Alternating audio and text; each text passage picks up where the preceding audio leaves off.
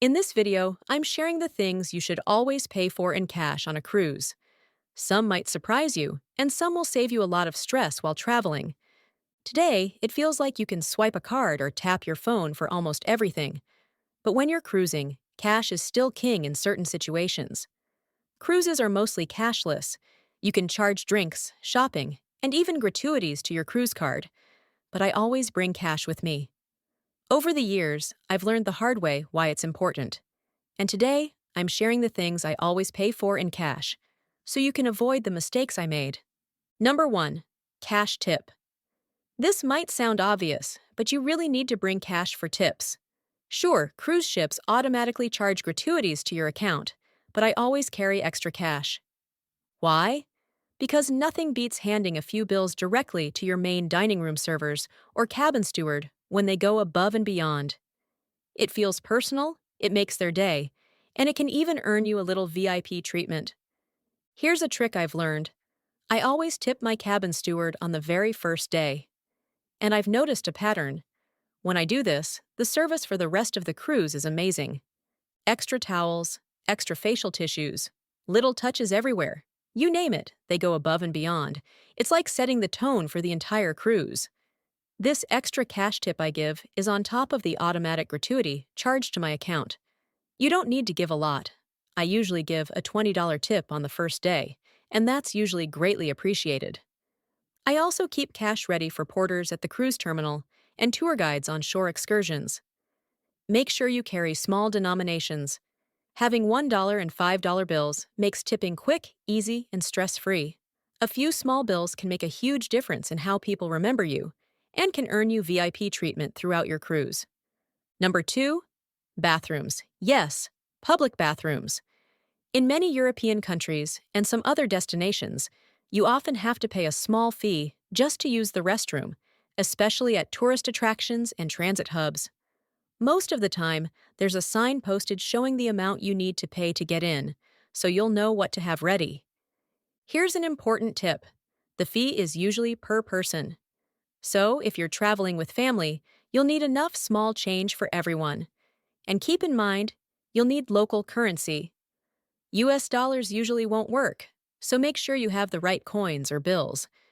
Even in free restrooms, you might encounter an attendant, and leaving a small tip for their service, like providing toilet paper or keeping things tidy, is customary. Having small change on hand ensures you can handle these situations quickly and politely. Number 3. Souvenirs at straw markets. Whenever I'm in the Caribbean, I always bring cash for the local markets. These markets are full of colorful, handmade goods, everything from woven baskets to jewelry to quirky little trinkets. Most vendors don't take cards, and even if they say they do, I personally don't trust it.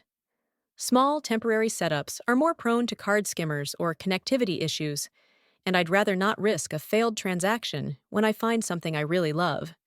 When bargaining, make sure you agree on the currency, US dollars or local money, and carry small bills. If you pay with a large note, you might end up getting change in foreign bills and coins that you can't use anywhere else. Trust me, I've learned this the hard way, trying to buy a small souvenir with a $50 bill and getting a huge pile of change in local currency. It was more trouble than it was worth. Small bills make transactions quick and easy. Number 4. Taxis. You will need cash when you take taxis at cruise ports. Many drivers don't take credit cards. I learned this the hard way in Stockholm. We were returning from a shopping mall, and the driver only accepted Swedish krona. Luckily, I was able to get an Uber instead, or we would have had a long, exhausting walk back to the ship. Here's a tip. Always confirm the fare and the expected currency before getting in. Many cruise ports post taxi fares. Snap a photo to help negotiate if needed. And don't assume Uber or other rideshares are available everywhere. Some ports, like Copenhagen, don't have them. You don't want to get stranded because you didn't have cash. Number 5. Local restaurants. Whenever I eat at a restaurant at cruise ports, I always pay in cash. Sure, credit cards are accepted in many places, but small restaurants sometimes have unreliable card systems, and I don't want to risk a hacked card or a failed transaction. Tipping is also easier in cash. It's flexible, personal, and keeps things stress-free. I carry a mix of small bills and coins, enough to leave a little extra for great service without fumbling at the end of the meal. And if the restaurant has a minimum card charge, cash can be a lifesaver. Number 6. Public transportation. Local buses at cruise ports often only take cash. I learned this the hard way in Northern Ireland at the Giant's Causeway. The shuttle from the Welcome Center to the site wasn't included in our tour package, and it was a long walk, especially with tired kids. Luckily, I had enough euros for all four of us to ride the shuttle. It saved us so much time and energy. Carry a variety of small bills and coins. You never know when the driver won't have change or when a last-minute ride is necessary. Having cash in these situations can turn a stressful day into a smooth, enjoyable one. Number 7. Street food. Cash is your best friend when it comes to buying street food from local vendors. Most of these vendors don't take cards, and even if they do, I personally stick with cash. Small bills make transactions quick and easy. Here's a personal tip. I usually stick to packaged food and bottled drinks.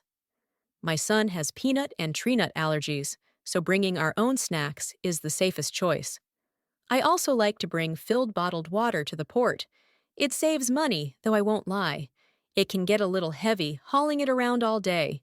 Number 8. Parking. If you're renting a car at the cruise port, some parking lots, especially smaller local ones, only accept cash. It's frustrating to circle around looking for an ATM or trying to pay with a card that isn't accepted. Keeping some small bills and coins ready means you can park quickly and get to your sightseeing without stress. Number 9. Tipping street performers. You'll often come across street performers at ports, musicians, dancers, or magicians. Cash is perfect here. You can leave a small tip instantly and show appreciation. Plus, it's a great way to support locals. A few small bills go a long way. Number 10. Storage lockers. Another place cash comes in handy is for storage lockers at train stations, airports, and tourist attractions. Many of these lockers only take coins or local bills, so if you're traveling with luggage, having cash ready means you can store your stuff quickly and stress-free. Don't get stuck carrying everything around just because you didn't have the right change. Number 11. Cash discounts. Sometimes paying cash can actually save you money. Some vendors might give you a discount if you pay in cash. When you're bargaining, try asking, "If I pay cash, do I get a discount?" You'd be surprised how often it works. Get your free cruise packing list. Whether you're a first-time cruiser or a seasoned traveler, this one-page checklist makes sure you never forget the essentials. Download my free cruise packing list printable. Link in the description below. Are you on the fence about buying the cruise beverage package? It could be a big waste of money. In my next video, I'll share 9 reasons why it's not worth it, and how you can still enjoy drinks without overspending. I hope you found this video helpful. Please like and subscribe for more cruise and vacation videos like this. Thanks for watching.